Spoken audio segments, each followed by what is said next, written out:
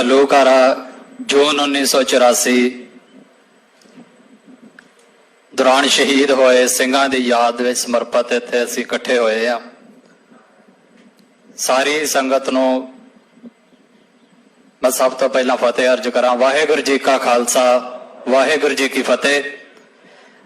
अज जिन्हां शहीदां नूं याद करन दे लई असीं इत्थे इकट्ठे होए हां, उन्हां ने हिंदुस्तान दे नाल ओह जंग लड़ी आ जिस तो बाद जिहड़ी साडी अगली पीढ़ी आ उस दा नज़रिया बदलिया आ इस हिंदुस्तान दे प्रति।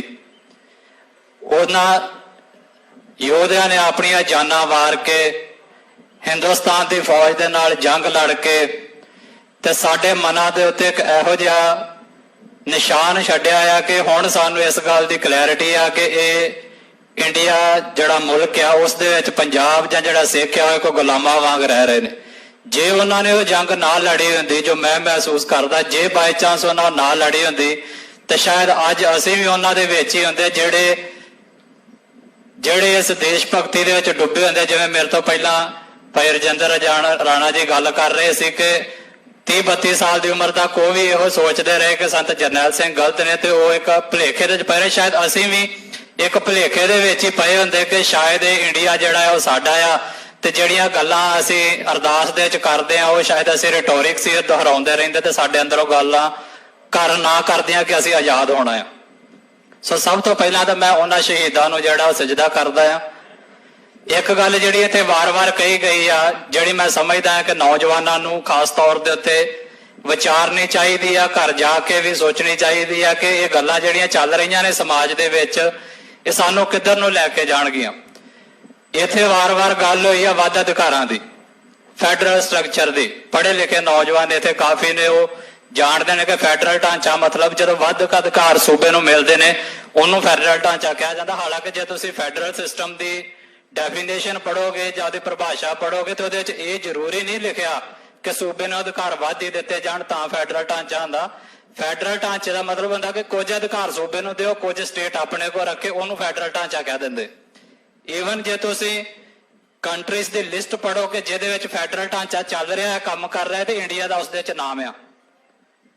जिथे अमेरिका का, रशिया का या होर मुल्कां दा है उत्थे इंडिया का भी नाम आ कि इसदे फैडरल ढांचा चल रहा है।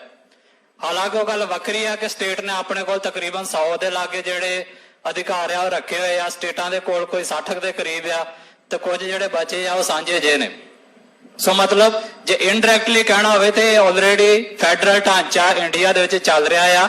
पर हुण जिहड़ियां साडीआं मंगां उठणियां शुरू होईआं तकरीबन पिछले 4-5 साल तो बहुत सारे रवायती जिहड़े राजनीतिक लोग ही वो भी जदों अलग अलग पार्टियां तो टुटे तो उन्होंने भी कहना शुरू करता कि पंजाब नूं वध अधिकार दिओ। अकाली दल रवायती जिहड़ा उहदी तां हमेशा मंग ही रही है, जदों भाजपा नाल जुड़िया रहिंदा, जदों सत्ता च आ जांदा उदों भुल जांदा है, अगों पिछों भी कहना शुरू कर दिंदा वध अधिकार। इवें हुण भी कुछ जिहड़े नवें उभर रहे राजनेता आ जां जिहड़े नवें एक्टिविस्ट ने वो भी वार-वार स्टेजां तो ये गल्लां नौजवानां दे मनां दे विच भर रहे कि पंजाब नूं जां सूबे नूं वध अधिकार दिओ फिर ही पंजाब दा भला होवेगा।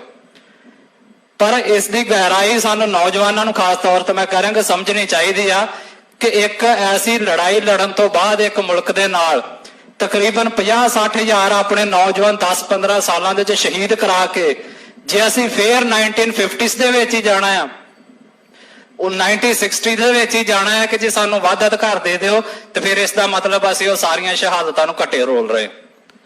अकाल तख्त साहिब ते हमला होने तो बाद शहीदां दी जिहड़ी नौजवानों दी शहादतां होने तो बाद अज असीं फिर उही कह रहे हैं कि सानू वध अधिकार दे दिओ ते असीं उन्हां दे नाल अन्याय कर रहे हैं।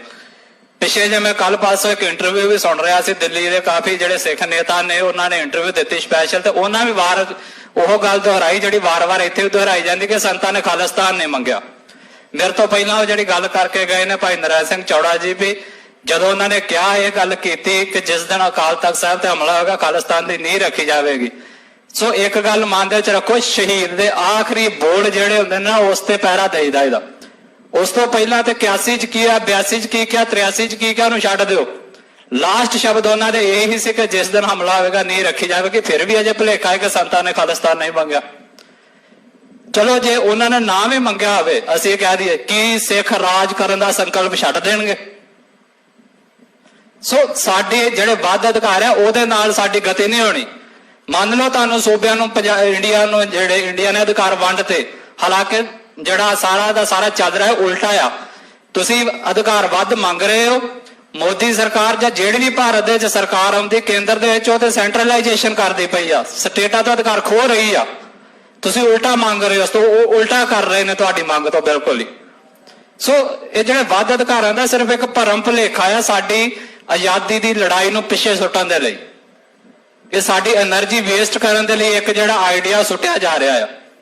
ਸੋ ਜੇ ਮੈਂ ਗੱਲ ਕਰਾਂ ਜੇ ਫੈਡਰਲ ਢਾਂਚੇ ਦੀ ਵੱਧ ਅਧਿਕਾਰਾਂ ਦੀ, ਮੰਨ ਲਓ ਤੁਹਾਨੂੰ ਸੂਬੇ ਨੂੰ ਉਹਨਾਂ ਨੇ ਅਧਿਕਾਰ ਦੇ ਦਿੱਤੇ, ਪਰ ਫਿਰ ਵੀ ਦੁਨੀਆ ਦਾ ਸਭ ਤੋਂ ਜ਼ਿਆਦਾ ਜਿਹੜਾ ਫੈਡਰਲ ਸਿਸਟਮ ਹੋਊਗਾ, ਮਜ਼ਬੂਤ ਫੈਡਰਲ ਸਿਸਟਮ ਹੋਊਗਾ, ਜਿਹਨੇ ਸਾਰੇ ਅਧਿਕਾਰ ਸੂਬਿਆਂ ਨੂੰ ਦਿੱਤੇ ਹੋਣਗੇ, ਫਿਰ ਵੀ 3-4 ਅਧਿਕਾਰ ਆਪਣੇ ਕੋਲ ਰੱਖਦਾ। ਡਿਫੈਂਸ, ਫੌਜ ਕਦੀ ਵੀ ਸੂਬਿਆਂ ਨੂੰ ਨਹੀਂ ਦਿੱਤੀ ਜਾਂਦੀ। ਜਿਹੜੇ ਫੋਰਨ ਅਫੇਅਰਸ ਆ, ਤੁਹਾਡੇ ਦੂਸਰੇ ਮੁਲਕਾਂ ਦੇ ਨਾਲ ਰਿਲੇਸ਼ਨ ਕਿੱਦਾਂ ਦੇ ਹੋਣਗੇ, ਕਦੀ ਸੂਬਿਆਂ ਨੂੰ ਨਹੀਂ ਦਿੱਤੇ ਜਾਂਦੇ। ਕਰੰਸੀ, ਤੁਹਾਡੀ ਜਿਹੜੀ ਨੋਟ ਹੈ, ਜਿਵੇਂ ਅਸੀਂ ਹੁਣ ਇੰਡੀਆ 'ਚ ਰਹਿ ਰਹੇ ਤੇ ਸਾਰੇ ਇੰਡੀਆ ਦੀ ਕਰੰਸੀ ਵਰਤ ਰਹੇ ਆ ਨਾ, ਇਹ ਕਦੀ ਸੂਬਿਆਂ ਨੂੰ ਵੱਖਰੀ ਨਹੀਂ ਦਿੱਤੀ ਜਾਂਦੀ ਕਿ ਤੁਸੀਂ ਵੱਖਰੀ ਬਣਾ ਲਓ। ਪ੍ਰਸਾਰ ਸੰਚਾਰ ਦੇ ਸਾਧਨ ਜਿਹੜੇ ਉਹ ਕਦੀ ਸੂਬਿਆਂ ਨੂੰ ਨਹੀਂ ਦਿੱਤੇ ਜਾਂਦੇ। ਹੁਣ ਜੇ ਇਹਨਾਂ 3-4 ਚੀਜ਼ਾਂ ਨੂੰ ਵੀ ਮੰਨ ਲਓ ਵੀ ਇਹ 3-4 ਚੀਜ਼ਾਂ ਕੇਂਦਰ ਆਪਣੇ ਕੋਲ ਰੱਖ ਲੈ, ਬਾਕੀ ਸਭ ਕੁਝ ਤੁਹਾਨੂੰ ਦੇ ਦੇ, ਤਾਂ ਵੀ ਤੁਸੀਂ ਸੋਚ ਕੇ ਵੇਖੋ ਕਿ ਤੁਹਾਡੀਆਂ ਸਰਹੱਦਾਂ ਜਿਹੜੀਆਂ ਆ ਉਹ ਕੇਂਦਰ ਤੈਅ ਕਰੇਗਾ। ਕੱਲ ਨੂੰ ਤੁਹਾਡੇ ਗਵਾਂਢੀ ਸੂਬੇ ਦੇ ਨਾਲ ਜੰਗ ਲੱਗ ਜੇ, ਮੰਨ ਲਓ ਇੰਡੀਆ ਦੀ ਪਾਕਿਸਤਾਨ ਦੇ ਨਾਲ ਜੰਗ ਲੱਗ ਜੇ, ਅਸੀਂ ਤਾਂ ਫਿਰ 2 ਮੁਲਕਾਂ ਦੇ ਵਿੱਚ ਪਿਸ ਕੇ ਰਹਿ ਗਏ। ਜੇ ਇੰਡੀਆ ਨੂੰ ਲੱਗੂਗਾ ਮੈਂ ਹਾਰ ਰਿਹਾ ਤਾਂ 20 ਕਿਲੋਮੀਟਰ ਕਵੇ ਪਿੱਛੇ ਆ ਜਾਓ, ਤਾਂ ਕੀ ਸਿੱਖ ਬਰਦਾਸ਼ਤ ਕਰ ਲੈਣਗੇ ਕਿ ਪੰਜਾਬ ਦੀ ਧਰਤੀ 20 ਕਿਲੋਮੀਟਰ ਦੂਜੇ ਪਾਸਿਓਂ ਛੱਡ ਦਿੱਤੀ ਜਾਵੇ? ਜਦੋਂ ਡਿਫੈਂਸ ਹੀ ਨਹੀਂ ਸਾਡੇ ਕੋਲ, ਸਾਡੀ ਫੌਜ ਹੀ ਨਹੀਂ ਸਾਡੇ ਕੋਲ, ਤੇ ਉਹ ਜਦੋਂ ਮਰਜ਼ੀ ਤੁਹਾਡੀਆਂ ਹੱਦਾਂ ਬੰਨੇ ਵਿਗਾੜ ਸਕਦੇ, ਤੁਸੀਂ ਕੀ ਕਰ ਲਓਗੇ? ਸੂਬਾ ਕੀ ਕਰ ਲਏਗਾ? ਫਿਰ ਵਾਰ-ਵਾਰ ਕਿਹਾ ਜਾਂਦਾ ਖੇਤੀਬਾੜੀ ਦਾ ਜਿਹੜੇ ਆ ਉਹ ਚੱਲ ਰਹੇ ਆ, ਬਿੱਲਾਂ ਦੀ ਲੜਾਈ ਚੱਲ ਰਹੀ, ਕਿਹਾ ਜਾਂਦਾ ਜੀ ਪੰਜਾਬ ਆਪ ਡਿਸਾਈਡ ਕਰੇ ਉਹਨੇ ਕੀ ਬੀਜਣਾ, ਕੀ ਉਹਦਾ ਮੁੱਲ ਹੋਵੇਗਾ, ਸਭ ਕੁਝ ਮੈਂ ਕਹਿੰਦਾ ਤੈਅ ਕਰ ਲਏ। ਪਰ ਜਦੋਂ ਤੱਕ ਤੁਹਾਡੇ ਕੋਲ ਟ੍ਰੇਡ ਹੀ ਨਹੀਂ, ਇੰਟਰਨੈਸ਼ਨਲ ਅਫੇਅਰਸ ਹੀ ਤੁਸੀਂ ਜਿਹੜੇ ਉਹ ਕੰਟਰੋਲ ਨਹੀਂ ਕਰ ਸਕਦੇ। ਫੋਰਨ ਅਫੇਅਰਸ ਤੁਹਾਡੇ ਕੋਲ ਹੈ ਹੀ ਨਹੀਂ, ਉਹ ਕੇਂਦਰ ਨੇ ਡਿਸਾਈਡ ਕਰਨਾ ਤੁਸੀਂ ਕਿਹਦੇ ਨਾਲ ਜਿਹੜਾ ਆ ਉਹ ਟ੍ਰੇਡ ਕਰਨਾ, ਕਿਹਦੇ ਨਾਲ ਨਹੀਂ। ਤੁਸੀਂ ਚਾਹ ਕੇ ਵੀ ਸਾਰੇ ਵੱਧ ਅਧਿਕਾਰ ਲੈ ਲਓ ਇੰਡੀਆ ਦੇ ਵਿੱਚੋਂ, ਤਾਂ ਵੀ ਪੰਜਾਬ ਦਾ ਜਿਹੜਾ ਅਸੀਂ ਬਾਰ-ਬਾਰ ਕਹਿੰਦੇ ਬਾਰਡਰ ਖੋਲੋ, ਉਹ ਤੁਸੀਂ ਆਪਣੀ ਮਰਜ਼ੀ ਨਾਲ ਨਹੀਂ ਖੋਲ ਸਕਦੇ, ਨਾ ਉਹ ਤੁਹਾਨੂੰ ਮਿਲਣਾ। ਤੁਸੀਂ ਜੋ ਮਰਜ਼ੀ ਉਗਾ ਲਓ। ਉਦਾਹਰਨ ਦੇ ਤੌਰ ਦੇ ਉੱਤੇ ਮੈਂ ਮੰਨ ਲਓ ਜ਼ਿਮੀਂਦਾਰ ਪਰਿਵਾਰਾਂ 'ਚ ਬਹੁਤੇ ਅਸੀਂ ਆਏ ਆ, ਕੋਈ ਜ਼ਮੀਨ ਦਾ ਟੁਕੜਾ ਆ, ਉਹ ਪਹਿਲਾਂ ਤੁਹਾਡਾ ਸੀ, ਤੁਹਾਡੇ ਕੋਲ ਤੁਹਾਡੇ ਗਵਾਂਢੀ ਨੇ ਖੋਹ ਲਿਆ, ਹੁਣ ਉਹ ਗਵਾਂਢੀ ਕਹਿੰਦਾ ਕਿ ਤੂੰ ਲੈ ਲਾ, ਜੋ ਬੀਜਣਾ ਹੈ ਤੇ ਬੀਜ, ਜਿਹੜੀ ਵਾਈ ਕਰਨੀ ਕਰ, ਜਿੱਦਾਂ ਪਾਣੀ ਲਾਉਣਾ ਲਾ, ਪਰ ਇਹ ਕਾਗਜ਼ੀ ਜ਼ਮੀਨ ਮੇਰੇ ਨਾਲ ਹੀ ਰਹਿਣੀ।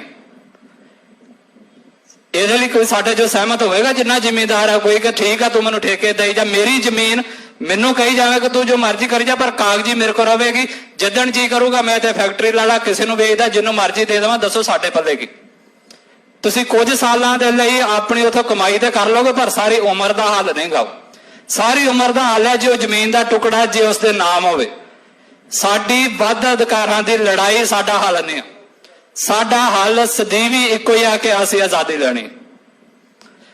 ਅਖੀਰੀ ਗੱਲ ਕਹਿ ਕੇ ਮੈਂ ਜਿਹੜਾ ਆਪਣੀ ਗੱਲ ਨਿਬੇੜਾਂ, ਅਸੀਂ ਨੌਜਵਾਨ, ਖਾਸ ਤੌਰ ਤੇ ਮੈਂ ਵਾਰ-ਵਾਰ ਨੌਜਵਾਨਾਂ ਦੀ ਗੱਲ ਕਰ ਰਿਹਾ, ਅਸੀਂ એનર્ਜੀ ਵੀ ਲਾ ਰਹੇ ਹਾਂ, ਅਸੀਂ ਆਪਣਾ ਟਾਈਮ ਵੀ ਦੇ ਰਹੇ ਹਾਂ, ਅਸੀਂ ਆਪਣੇ ਕੌਮ ਦਾ ਪੈਸਾ ਵੀ ਲਗਾ ਰਹੇ ਹਾਂ।